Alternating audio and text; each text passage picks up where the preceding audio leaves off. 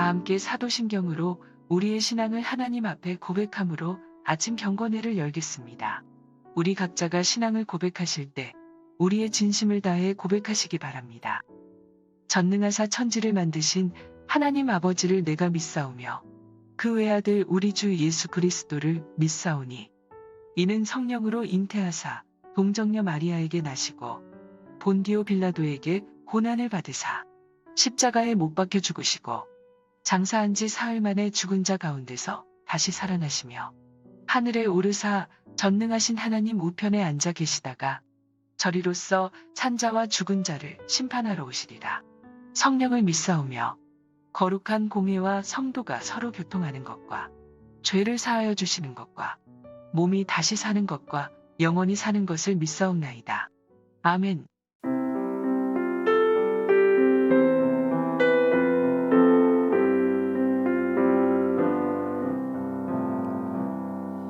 내게 있는 모든 것을 아낌없이 드리네. 사랑하고 의지하며 주만 따라 살리라. 주께 드리네. 주께 드리네. 사랑하는 구주 앞에 모두 드리네. 내게 있는 모든 것을 겸손하게 드리네. 세상 욕심 멀리하니 나를 받아주소서. 주께 드리네. 주께 드리네. 사랑하는 구주 앞에 모두 드리네. 내게 있는 모든 것을 주를 위해 드리네. 주의 성령 충만하게 내게 내려주소서. 주께 드리네. 주께 드리네. 사랑하는 구주 앞에 모두 드리네.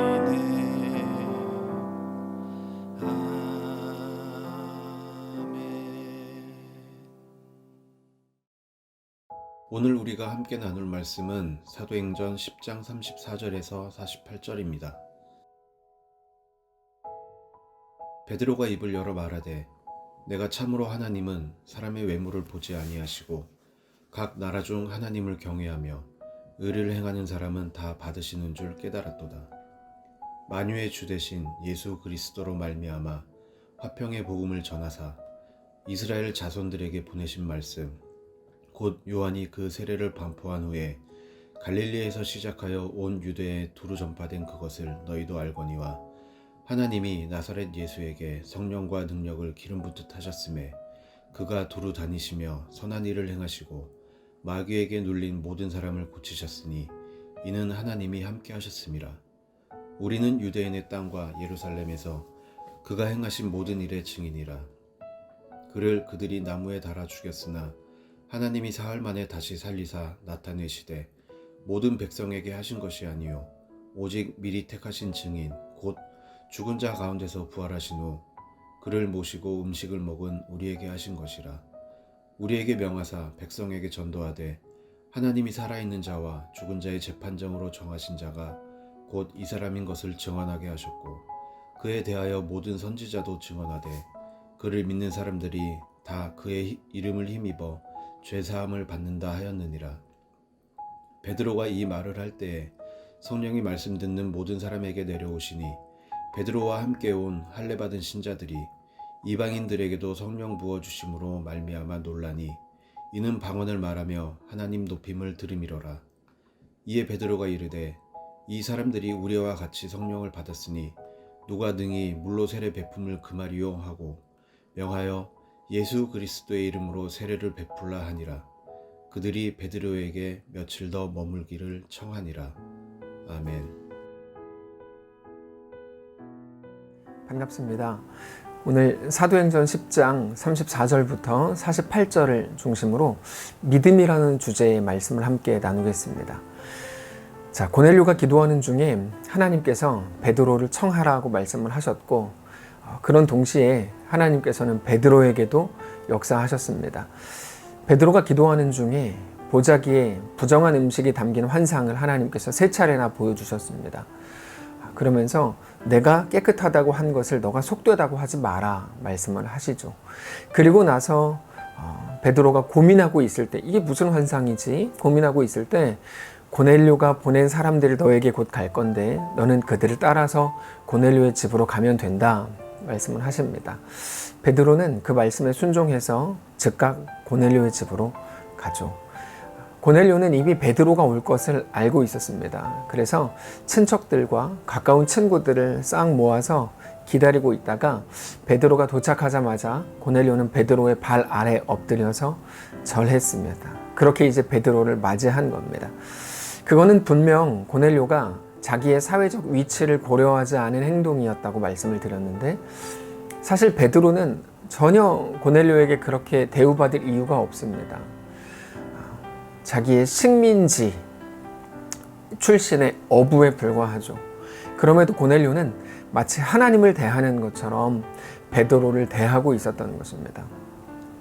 이 모든 일을 이루시는 분이 하나님이신 것을 고넬료가 알았기 때문에 그 앞에서 자기의 사회적 지위 고려하지 않고 베드로 앞에 엎드릴 수 있었던 것입니다. 근데 바로 그것, 사회적 지위를 고려하지 않았던 행동이었다는 게 이 표현이 아주 중요한 표현입니다. 왜 그런가 하면 이것이야말로 복음을 대하는 그리스도인들의 마땅한 태도이기 때문입니다. 그리고 그런 모습은 베드로에게도 동일하게 나타납니다. 베드로도 자기 앞에 엎드린 고넬료를 곧바로 일으켜 세우고 고넬료와 대화를 하는데, 그게 유대인으로서 이방인과 교제하는 것이 위법적 행동이었다는 걸 알면서도 그렇게 한 행동이었죠. 그러나 베드로 역시 그게 위법이라는 걸 알면서도 그 기준보다 합법이냐 위법이냐 옳으냐 그르냐 이런 기준보다 하나님의 이끄심을 더 인정했기 때문에 고넬료에게 다가갈 수 있었던 것입니다. 베드로는 고넬료를 만난 그 자리에서 복음을 전합니다. 근데 베드로가 전한 복음 안에는 굉장히 중요한 내용이 들어 있습니다. 먼저 39절, 40절입니다. 우리 한 목소리로 읽겠습니다. 시작. 우리는 유대인의 땅과 예루살렘에서 그가 행하신 모든 일의 증인이라. 그들이 나무에 달아 죽였으나 하나님이 사흘 만에 다시 살리사 나타내셨다. 이렇게 되어 있는데, 사람들이 예수님을 나무에 달아 죽였습니다. 그런데 하나님이 예수님을 다시 3일 만에 살리셨다는 내용이죠. 복음의 핵심 중에 핵심입니다. 가장 중요한 내용이죠. 근데 베드로는 거기에서 멈추지 않고 한마디 말을 덧붙입니다. 우리가 이제 나누려고 하는 게 바로 이 부분인데, 자 보십시오. 베드로가 복음을 전한 후에 그거를 증거하기 위해서 하나님께서 한 증인들을 세우셨다는 것까지 덧붙입니다. 보통은 복음을 전할 때 이런 말 잘 안 하거든요. 근데 오늘 본문에 굉장히 독특하게 나오는 표현이에요. 근데 하나님께서 미리 증인으로 세우신 사람이 바로 사도들이라는 거죠. 41절입니다. 한 목소리로 읽겠습니다. 시작. 모든 백성에게 하신 것이 아니요 오직 미리 택하신 증인 곧 죽은 자 가운데서 부활하신 후 그를 모시고 음식을 먹은 우리에게 하신 것이라. 아주 독특한 표현이고 독특한 내용입니다. 잘 보시면 사도들에 대해서 뭐라고 소개하죠? 우리는 매우 특별한 사명을 받은 사람들이다. 이렇게 표현합니다. 어떤 특별한 사명입니까? 예수님의 죽으심과 다시 살아나심을 증거하라고 미리 택하여 세우신 증인들이라는 겁니다. 우리가 사도라고 할 때 그냥 예수님을 따라다녔던 12명의 사람들을 사도라고 부르는 줄 알았습니다. 예수님을 따라다니다 보니까 어쩌다가 12명 안에 들어갔고, 그러다가 보니까 사도라는 이름을 또 받았고, 근데 베드로는 그런 식으로 설명하지 않고 사도라는 것을 매우 독특한 방식으로 해석하고 설명하더라는 거죠.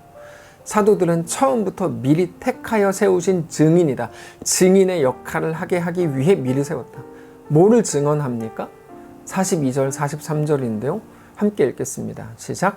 우리에게 명하사 백성에게 전도하되 하나님이 살아있는 자와 죽은 자의 재판장으로 정하신 자가 곧 이 사람인 것을 증언하게 하셨고 43절 그에 대하여 모든 선지자도 증언하되 그를 믿는 사람들이 다 그의 이름을 힘입어 죄사함을 받는다 하였느니라.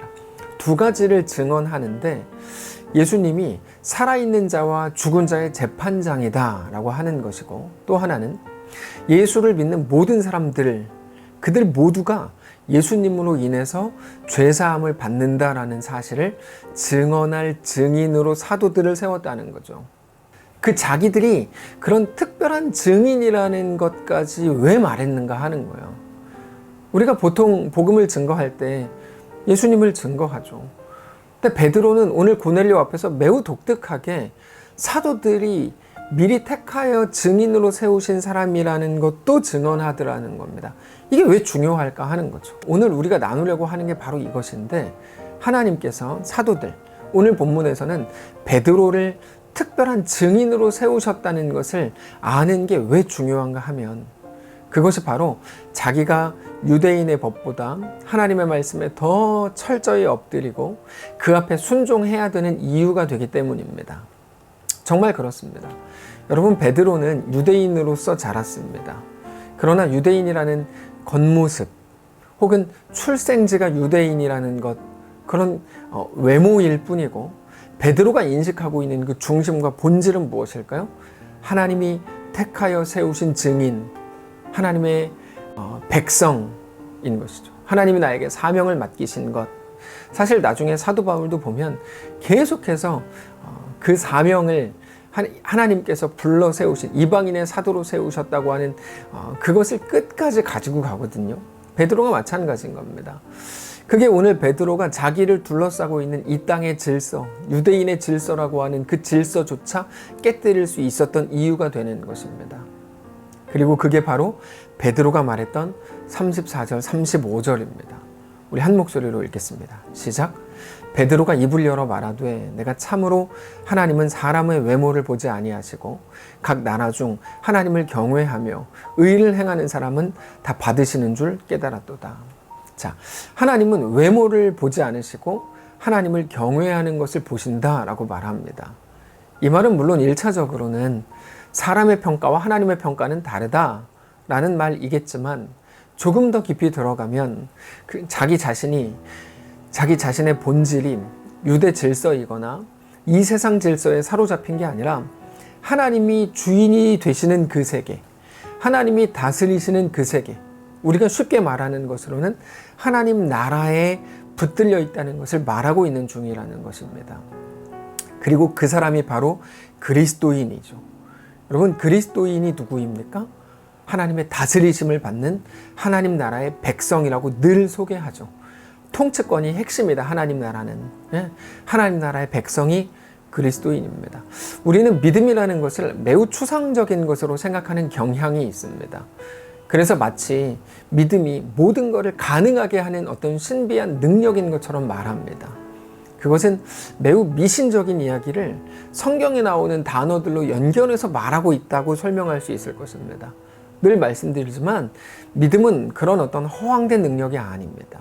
여러분, 믿음은 정확히 대상이 있는 거고 구체적인 실체가 있는 겁니다. 단지 믿으면 다 된다, 이런 식의 막연한 게 아닙니다. 지금 우리가 이제 명절인데, 명절에는 많은 사람들이 제사 문제로 사실 가정들마다 상당히 많은 어려움을 겪습니다.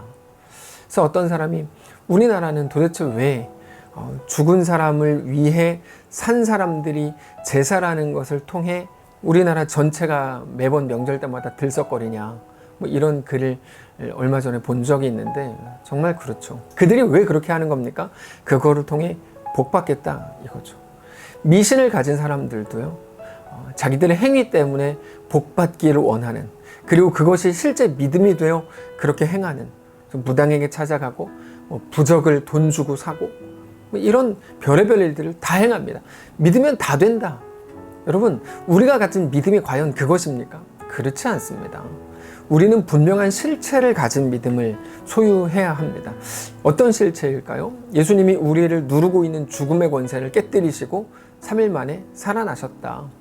그래서 오직 예수 안에서 그의 이름을 힘입어 죄사함을 받는다. 근데 죄의 사함이라는 게 왜 중요합니까? 죄의 능력, 죄의 값은 죄의 삭시, 사망이기 때문입니다. 그래서 죄사함이 굉장히 중요한, 가장 중요한 거죠. 그렇게 예수 안에 있는 모든 자들은 더 이상 사망의 권세 아래 놓이지 않도록 그 결국이 바뀌었다는 거죠. 여기 어디 허황된 믿으면 잘 된다가 있습니까? 그럼에도 불구하고 많은 사람들이 왜 그렇게 허황된 것에 빠져 있을까요? 그것은 성경에 대한 오해 때문입니다. 구약에도 그런 내용이 나오기 때문입니다. 그들이 근거 없이 그런 말 하는 게 아니죠. 분명한 근거를 가진, 그러나 깊이가 없는 근거를 가진 것 때문에 그렇게 된 건데, 구약에서는 정말 축복과 저주를 계속 말씀을 하십니다. 그리고 실제로 구약에서 말하는 축복이라고 하는 건 장수와 이 땅에 오래 사는 거고, 돈 많이 버는 거고, 자식들이 잘 되는 거고, 모든 일이 형통해지는 게 맞습니다. 반대로 저주는 망하는 거고, 실패하는 거고, 패배하는 거고, 죽는 거죠. 구약에서 말하는 축복과 저주가. 근데 재밌는 건 이겁니다. 그 축복과 저주가 신약에 오면 거의 나오지 않아요. 사실 나오는데 왜 나오지 않는다고 생각하냐면 단어가 바뀌어서 나와요. 구약에서의 축복과 저주가 신약에 가면 무엇으로 바뀌냐면 생명과 죽음으로 바뀌어서 나옵니다. 이게 무슨 의미인가 하면 구약의 축복은 신약에 나오는 생명의 모형이었다는 거거든요.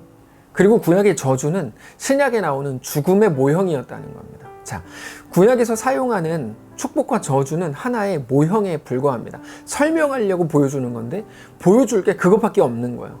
왜요? 사람들이 알아듣게 하기 위해서는 그것으로밖에 보여줄 게 없는 거죠. 못 알아들으니까. 근데 설명을 해야 되니까. 그래서 사람들에게 그걸 보여주고 따라오게 하는 겁니다. 구약에서는 많은 것들을 모형으로서 제시하죠. 대표적인 게 율법이죠. 율법도 예수님의 죽으심과 사망의 권세를 깨뜨리시는 역사의 모형으로서 등장하거든요. 자, 그런데 신약에서는 구약에서 보여주셨던 그 축복에 대한 그런 식의 모형이 더 이상 필요 없게 됩니다. 왜 그렇죠? 실체이신 예수님이 오셨으니까. 축복의 실체는 예수님이고 생명이거든요. 그리고 예수님께서는 이 땅에 속한 잘됨이 아니라 영원한 생명을 주셨습니다. 그것을 베드로가 설교하고 있는 거야. 그의 이름을 힘입어 죄사함을 얻는다. 영원한 생명을 걷는 거죠. 이 땅에서 구약에서 누리던 안됨이 잠깐의 잘됨이 되고 가난함이 잠시의 부유함이 되는 것이 모형이었다면 그거 더 이상 필요 없게 된 거예요. 왜요? 영원한 생명을 주셨으니까. 우리 결국을 바꾸셨으니까요. 우리는 이제 영원한 생명을 소유하게 된 하나님의 백성이 되었기 때문입니다. 영원한 생명, 죄사함이죠. 근데 여전히 많은 사람들이 그리스도인이라고 하는 사람들을 대상으로 모형을 가지고 유혹합니다. 믿음을 가지면, 믿으면 네가 원하는 거 가질 수 있어. 믿음을 가져. 기도를 해. 간절하게 기도해. 여러분, 그렇지 않습니다.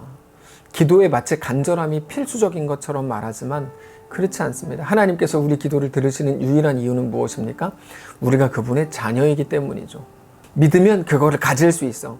그거는 틀린 말입니다. 거짓말입니다. 막연한 잘됨이 아니라 오늘 영원한 생명이 되시고 우리 운명과 결국을 바꾸신 우리 주 예수님, 그래서 우리에게 영원한 생명을 주신 우리 주 예수님을 믿으실 수 있기를 축복합니다. 생명은 오직 예수님께 있는 겁니다. 오직 그 이름을 힘입어 죄사함을 얻는 것이고 죄의 값인 사망을 예수님의 이름으로만 극복하고 이길 수 있는 것임을 믿으시기 바랍니다. 베드로가 그렇게 설교했을 때 진리의 영이신 성령님께서 임하셨죠. 베드로는 그렇게 예수님의 이름으로 그들에게 세례를 베풉니다. 말씀을 정리하겠습니다. 사랑하는 성도 여러분, 오늘 우리의 믿음을 점검하시고 확인하실 수 있기를 바랍니다. 혹시 우리도 오늘 구약에서 보여주셨던 그 축복, 그 모형을 바라보고 따라가고 계십니까? 우리에게는 분명한 예수님이라는 실체가 오셨습니다. 여전히 모형을 바라보는 게 전부라면 그거는 예수를 믿는 게 아닙니다. 잘됨을 믿을 뿐입니다. 그거는 미신을 섬기는 것과 같습니다. 사랑하는 성도 여러분, 어떤 상황에서도, 어떤 길 위에서도, 어떤 현실 속에서도 오직 우리의 유일한 힘과 능력이 되시는, 우리의 결국을 영원한 생명으로 바꾸신 우리 주 예수님을 믿으시기를 바랍니다. 그래서 상황이 바뀌는 게 복이 아니라 그 상황 속에서도 예수를 믿는 것이 유일한 복이고 최고의 복인 것을 믿으시기를 바라고, 내 이 상황에서도 꿋꿋이 믿음으로 그 길을 걸어간다, 놀라운 복인 것을 믿으시기 바라고, 그 믿음을 가지고 오늘 우리에게 허락된 일상 속으로 넉넉히 들어가게 되는 놀라운 하나님의 은혜와 복이 우리 가운데 임하고 주의 생명이 시작되는 날 되시기를 바랍니다. 기도하겠습니다. 하나님, 영원한 생명을 가진 자들로 이 땅을 넉넉히 살게 하옵소서. 매일 조마조마하고 불안해하는 우리를 불쌍히 여겨주시고, 또 실패할까봐 내 실패가 나를 또 힘겹게 하고, 그러면 나는 또 무너지고 내가 또 지게 될까봐 두려워했던 우리를 불쌍히 여겨주시고, 어떤 실패와 어떤 못남 속에서도 결국 승리, 영원한 생명을 만들어내시기를 약속하시고 작정하신 그 약속에 대해 변함없으시고 너무나 신실하신 우리 하나님을 오늘 믿고 신뢰하며 살아가게 하옵소서. 그 길 위에 승리하게 하시고 놀랍게 역사하신 하나님을 믿음으로 바라보게 하옵소서. 역사하실 살아계신 예수님의 이름으로 기도합니다. 아멘. 사랑하는 성도 여러분, 오늘 이 말씀을 붙들고 승리하시기를 바라고, 내일 거룩한 주일인데 오늘 또 놀랍게 주의 말씀을 바라보면서 주님과 함께 믿음으로 동행하시기를 축복합니다. 승리하시기를 바랍니다.